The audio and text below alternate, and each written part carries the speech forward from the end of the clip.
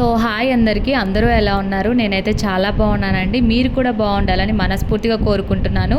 అయితే ప్రీవియస్ వ్లాగ్లో చెప్పాను కదండి, అదే ఊర్లో నేను సుబ్రహ్మణ్య స్వామిని కూడా దర్శించుకోవడం జరిగిందని చెప్పి, అదే అనమాట ఈ టెంపుల్.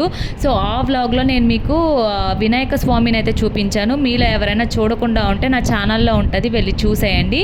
సో ఇప్పుడు మీరు చూస్తున్నది సుబ్రహ్మణ్య స్వామి వారి ఆలయం అనమాట. ఇదో వచ్చేసి మనకు తూర్పుగోదావరి జిల్లా బిక్కవోలు అనే విలేజ్లో ఉంటుందన్నమాట ఈ సుబ్రహ్మణ్య స్వామి ఆలయం. అయితే నాకైతే ఈ ఆలయంలో పురాతనమైన గర్భగుళ్ళు అయితే కనిపించాయి. ఇప్పుడు నేను మీకు ఈ వీడియోలో మొత్తం చూపించేస్తాను. గుడి మొత్తం ఒక రౌండ్ అయితే వేసేసాను నేను.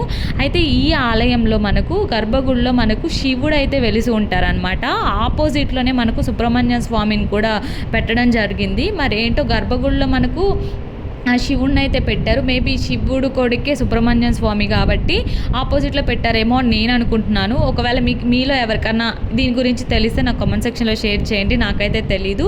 కానీ ఈ ఆలయానికి పేరు వచ్చేసి సుబ్రహ్మణ్యం స్వామి ఆలయం అనే పిలుస్తారనమాట. అండ్ మనకు ఈ ఆలయం చుట్టూరు గర్భగుళ్ళు అయితే ఉన్నాయి, 3, 4 ఉన్నట్టున్నాయి. సో ఆ గర్భగుడిలో కూడా మనకు శివుడు అయితే వెలుసున్నారనమాట. ఈ గర్భగుడి చెక్కడాలు కూడా పురాతనంలో ఎప్పుడో చెక్కినట్టు అనిపిస్తున్నాయి. కానీ ఇప్పుడు గర్భగుళ్ళు కట్టే వాళ్ళంతాను పెయింట్స్ కొట్టేసి రకరకాలుగా మాడిఫై చేసేసుకుంటున్నారు. అయితే ఈ గుళ్ళో మాత్రం ఎలాంటి పెయింట్స్ అయితే లేవండి. చెక్కడాలు కూడా అప్పట్లో ఎలా చెక్కారో అవి అలానే ఉన్నాయి.